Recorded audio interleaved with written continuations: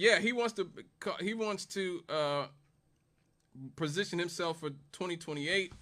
So the blame game has started, everybody. The blame game has started. Joe Biden has already come out swinging. Biden world is fighting with Harris and Obama world. Biden world is saying y'all shouldn't have forced me out. I would have done better than this, which is ridiculous. Joe Biden would have gotten killed even worse. The Democrats are not popular, and I keep telling y'all why they're not popular. But Joe Biden has always been a very delusional person. Even when he was young, he was a delusional person about his abilities. He was a unrepentant liar. Even when he was running for president 35 years ago, and he was stealing whole speeches from people and lied so much that he had to drop out of the race in 1988, which is coincidentally the last race that the Republicans won so many electoral votes. But Obama world is saying, well, Joe Biden left us with all these deficits and all this debt and all this to make a ground to make up. He's saying y'all shouldn't have pushed me out in the first place. So the backbiting is starting within the Democratic world. Some stats that I think put into context the position that Kamala Harris is having to work from. Food insecurity increased 40% since Joe Biden took office. Food insecurity went up 40% in the last 3 years. Food insecurity. In the United States of America, the richest country in the history of the world, food insecurity went up.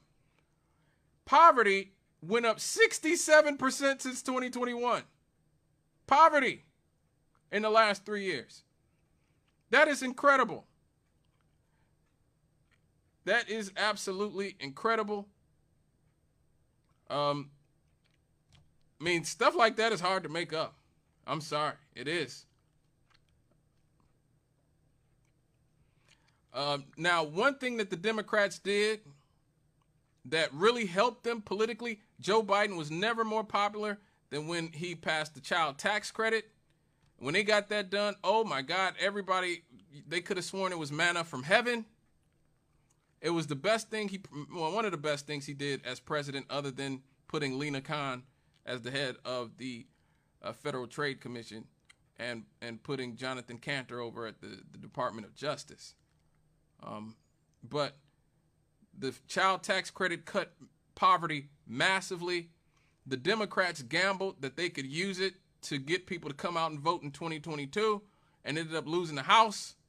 And so it expired. And so poverty skyrocketed because the Democrats were playing political games instead of actually just taking care of business, which is the story of the Democratic Party, pretty much. Illegal immigration hurt them. 12 million illegals just coming across the border. I did the story some months ago. The Biden administration actually were flying illegal immigrants in the country so that they wouldn't be apprehended at the border, so that the border apprehension numbers wouldn't look as bad. So we probably have about 20, 30 million people in this country who should not be here. And let me just say this too. For all y'all, and again, I really wish Jonathan was here for this, because me and him told you about this many years ago. All y'all who thought that bringing all these immigrants here, all these years, that they were going to come here and that they were going to be a part of a coalition with black people and they were going to vote like us and that they were going to join forces with, how you feel now? Huh? How you feel now? Immigrants are more conservative than regular Americans, especially black people. A lot of the people who were legal and made legal by people like Joe Biden and other presidents, Ronald Reagan and all those other people, they vote Republican now. They vote Republican now. The most Latino county in America voted for Donald Trump by a lot. A 97% Hispanic county voted for Donald Trump. How you feel about that? We told you, you know, mass immigration, illegal immigration does not, the Democrats sort of, they cast their lot with that. And, you know, how'd that work out for you?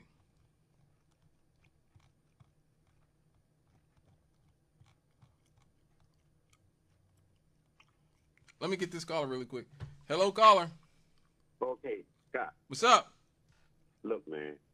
2008, 2009, 2010, in those sociology classes, it was telling us back in those classes over there at Purdue, at IU, all over that Ivy Tech, that this country gonna be flooded during this 20 year season with Mexico and South America. This is nothing new. No. The plan was already made. Yeah. Oh, okay. So I'm not telling you nothing. It's all good. Okay. I'm already. But thanks for calling, brother. He's right. The Democrats and the Republicans both had their plans for immigration. The Republicans wanted cheap labor. That's why people like Bernie Sanders was railing against illegal immigration. That's why people like Cesar Chavez and all the leftists from the civil rights movement, Ralph Abernathy, Coretta Scott King, all those people were against illegal immigration. Coretta Scott King literally wrote a letter to Orrin Hatch, the Republican, in 1991, begging him to stop illegal immigration because it was hurting black people. Kamala Harris's father, Donald Harris, wrote a paper because he's a Marxist economist. I always said I wish he was running for president instead of his daughter. Her father wrote a paper in 1988 saying illegal immigration was going to hurt black people in this country. Where's Donald Harris at? Put him on the Democratic ticket. He would have won. Good God. You know, the Republicans just have more of a, we don't want our culture changed, and we don't want everybody speaking Spanish, and we don't want to not recognize America. Which, look, I know liberals and the liberal media, cast that as some horrible racist idea, but I don't think, that's a valid concern. To not want your town and your city to be completely upended with a whole new group of people and not be able to understand the languages they speak. I grew up here in Gary, Indiana, the blackest city in America for many years. We were Chocolate City. Just last week, I played Parliament Funkadelic to pay tribute to Bootsy Collins for his birthday. Shout out to Bootsy. And they talked about Gary, Indiana, as one of the chocolate cities of America. That was in the 70s. We were the blackest city in America for 30 years. You think if I just woke up tomorrow and Gary was just 94% French people speaking French, I go to McDonald's and it's full of the whole menu's in French, you think I'm going to be happy about that? Nobody's going to be happy about that. The liberals were dumb enough to say you're a racist if you just don't want your whole neighborhood and your whole community to be flooded and overrun by foreign people who don't speak your language and don't have your culture. And then they wonder why they lost and why they keep losing. And don't even get me started on the looga booga tooga stuff. We putting men in the women's bathroom. We putting men on the volleyball court, on the basketball court. We got a swimmer out there. This man is 6'4". He got a bulge, and he out there swimming against 5'2" women and talking about, I'm the best swimmer in the world. Look at me. I'm the best swimmer. I'm swimming. Look at me. Come on, man. Ain't nobody trying to stand with that. And then the liberals in the corporate media all over, because they control Hollywood, they control the music industry, they control all of academia. They call you a bigot for not wanting that. They want to give your kids the right to transition and identify as something else and have all kinds of gender-altering surgery without your permission. And if you don't go along with it, that you will lose custody of your children if you don't respect their new gender identity. Are you serious? This is not leftism. This is liberalism. And that's one of my biggest pet peeves. That's one of the reasons why I do this show. On a weekly basis, I have to say, this is not leftism. Leftism is class politics. Class war, class politics. It's about the rich versus the working classes and the poor. That's leftism. Liberalism is all this crap that you're seeing all over TV. With all these degenerates in Hollywood and the music industry and all that. That's liberalism. Do not confuse the two. That is not Thomas Sankara. That is not Huey Newton. That is not, Che Guevara, Nelson Mandela, Malcolm X. That is not them. That is liberals. That is liberals. And I always say this, and I love the Black Panthers, and I love Huey Newton and Bobby Seale and all that. One of the worst things they did was they got involved with the white liberals. That was one of the worst things they did. And I think that was a big part that led to their downfall, because liberalism is not a friend to leftism at all. The whole we gonna upend sexual rules and gender rules and we're gonna do all this. Yeah, how's that work out? How's that work out? Come on, man. And then you wonder why you lose.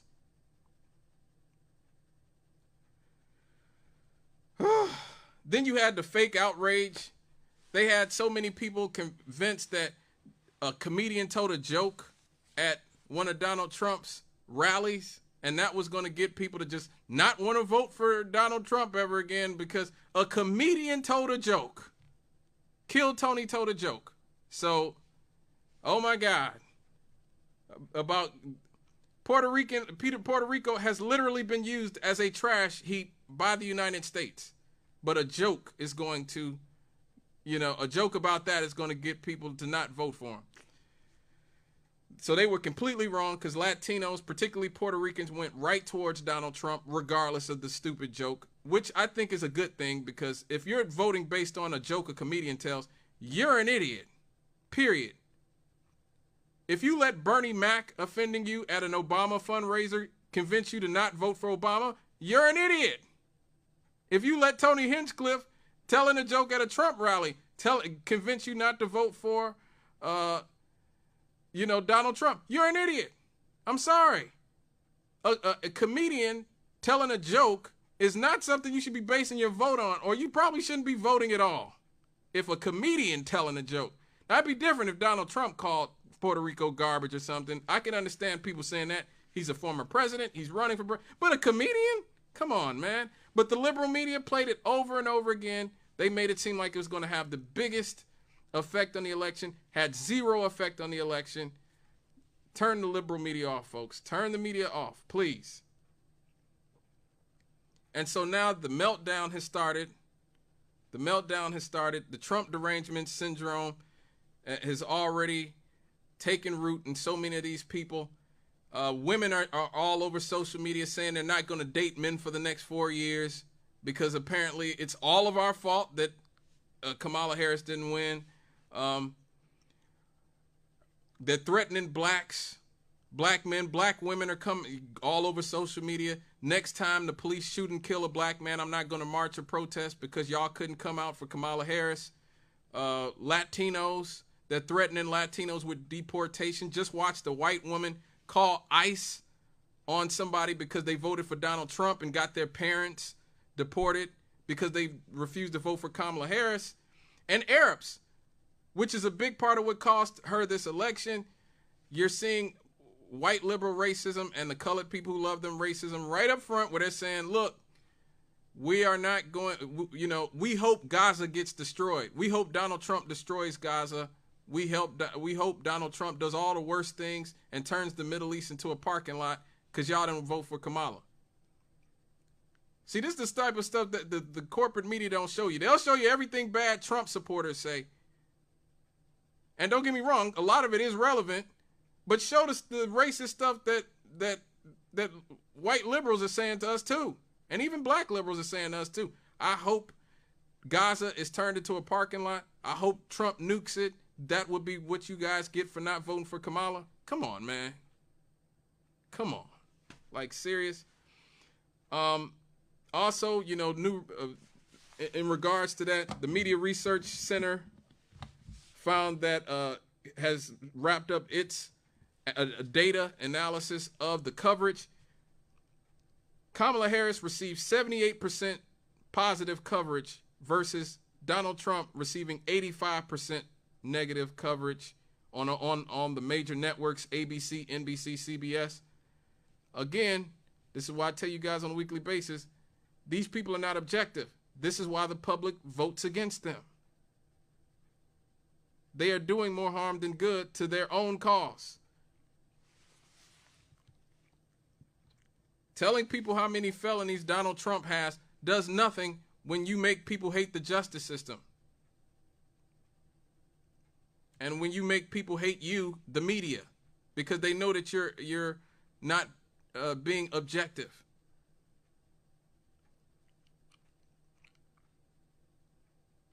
Chris Rock tried to tell you, you're turning Donald Trump into Tupac. You're literally turning him into Tupac. And they did. He got shot.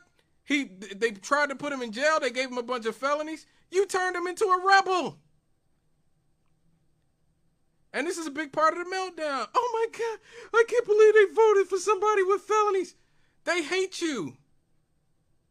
Yes, they're going to vote for the guy with the felonies when you are the people who are opposing him. And I've been trying to tell you guys this for many years now. Donald Trump is only as relevant as the corporate liberal media allows him to be. The more people freak out, the more people melt down, the more people, oh my God, he doesn't respect women. He doesn't respect it. That's exactly the response they want from you. Hyperventilation. That's why I don't allow it on this show. If you're going to hyperventilate about Donald Trump, don't call into the show. That's exactly what Trump wants. I've always said, handle Trump clinically. He's a lying con artist. That's what he was before he was a politician. That's what we know he is. We know he's a degenerate. We know he cheated on his wife with a porn star. Like, that's just what he is. But the whole, he's Hitler. Oh my God. He's Mussolini. This is the fascism. Stop. He's the guy selling broken watches in Times Square. That's what he's always been. And you let him off the hook by your hyperventilation and your bias and your inability to be objective about who and what he is. Let's get this caller. Hello, caller. Well, hey there. You know, polarity is essential for balance, you know. What'd you say? So, polarity. We have to have polarity is necessary for balance. Mm-hmm. So, yeah. But when have they not? When has the story not been distorted? And theater's how we promote everything. Yeah. And so, you know, the band plays on. And by the way, the Funkadelics, if you know, I used to like to play, Funkadelics back in the early 70s were really good tunes. Yes. Thank you for calling, bro. Yes, man. It's all good. Yeah. Oh, yes. I'm a big Funkadelic guy. If you like Funkadelic, you might want to stick around. One of the groups, we're going to pay tribute to somebody who was very influenced by Funkadelic in our musical spotlight. Pay tribute to them. Great, great band. Funkadelic Parliament, yes. And a lot of the bands they influenced are very great bands as well. I said we're going to play one of them coming up. Let me try to wrap this up. This all goes back to cheating Bernie Sanders in 2016. I hate to say I was right, but I'm pretty sure I told you guys back then that they should have let Bernie Sanders' populist movement flourish within the Democratic Party. But nope, Obama cut Bernie's legs out because he's an egomaniac who wants full control of the party. He did not like the idea that Bernie was an anti-Wall Street, anti-war industrial complex populist. And so now all that populist energy went over to Donald Trump. Again, the Democrats did this to themselves. These are self-inflicted wounds. Instead of reaching out to the populist left and saying, we know why you're mad. We're going to give you somebody who can punish the people you're mad at. No, all those people who voting for somebody to punish the people they mad at, now they're with Donald Trump. They pushed RFK Jr. out the party. They pushed Tulsi Gabbard out the party. They pushed all of us who were mad at Wall Street, all of us who were mad at the military-industrial complex and the prison-industrial complex. They pushed us out of the party.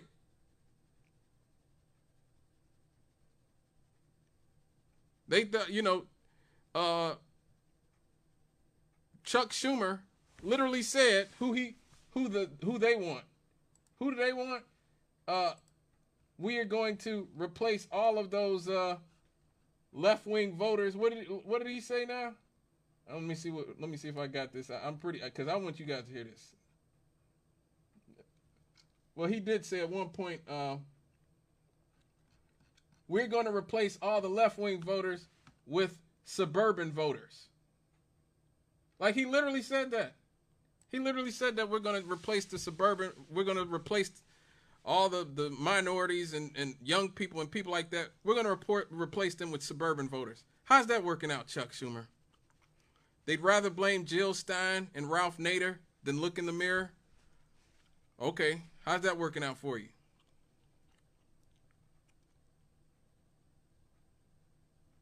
They literally embraced Dick Cheney, Liz Cheney, Dick and Liz Cheney. Two of the biggest warmongers. Everything y'all say y'all hate Trump for, Dick Cheney did it. Actually did it. He actually stole an election.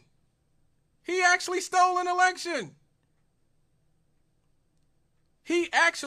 started a war that killed millions of innocent people. And now you're happy to have his endorsement and tour around the places that have the most Middle Eastern people in the country with his daughter? Are you people stoned? What is wrong with you? Good God.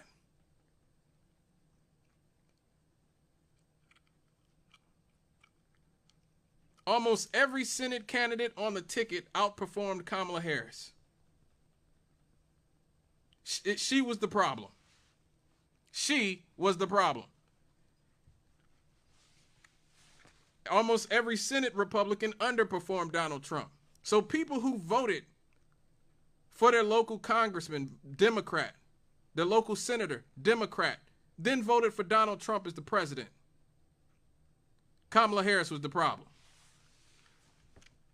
And Hollywood is the problem. And celebrities are the problem. The Democrats brought more twerking, Megan Thee Stallion and Glorilla and Cardi B, some of the most trashy individuals in our culture, to reach out to black people.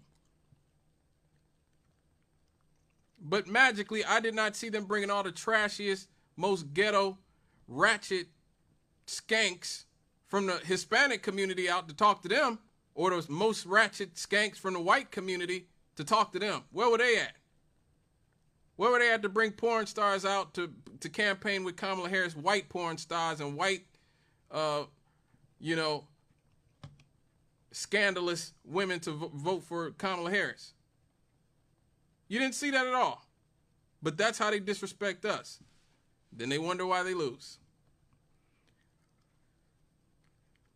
Hollywood is full of degenerates who love to lecture the public. Cardi B, one of Kamala Harris's surrogates, blamed hurricanes on Trump's winning, said that since Trump won, she doesn't care about people being hit by hurricanes in the South.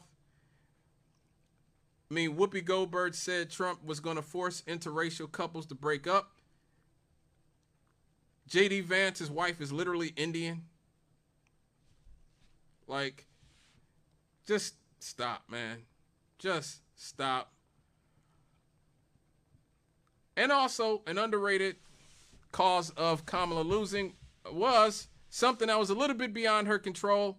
For the first time since World War II, all the ruling parties in the first world countries have lost their recent elections. So she's just a part of a wave of politicians who are losing in first world because the first world has terrible leaders. We all have terrible leaders. who would rather blame Vladimir Putin, who would rather blame China for our issues rather than take responsibility for all the horrific things they've done for the last 20, 30 years. And finally, she was just a bad candidate. She was the most unpopular vice president in recorded history. Are you listening to me now? The Democrats rigged their whole primary system for the most unpopular vice president in recorded history. But they knew that they couldn't have a primary because they knew she was going to lose. She wouldn't have made it out. So they couldn't even have a primary. So that they tried, what they tried to do is they tried to hedge it so Joe Biden would drop out and that we wouldn't get too much time with Kamala, so we wouldn't see how bad of a candidate she was. But the public got to see just a little bit, just enough of how terrible of a candidate she was to basically say, nah, we don't want this. And again, it was roundly. It wasn't just white people. Again, Trump didn't really do that. Trump's share of the white vote didn't change. His share of Hispanics and black people did change. So that's who roundly did not come out for Kamala Harris. Black people, Hispanic people, Native Americans, Asians, all those groups of people, all of them roundly said, nah, we don't want the Democrats in our life right now. Joe Biden and Kamala Harris had the House, they had the Senate, they had the presidency, they increased police funding. They didn't codify Roe v. Wade when they had the opportunity to, and they didn't raise the minimum wage. They didn't pass the PRO Act. They didn't pass the George Floyd Justice and Policing Act, and they once again said nothing about reparations for black people. Good riddance. There you go. And a cruel twist of irony here is abortion rights beat Kamala in every state that she voted that voted on them. So all the states that had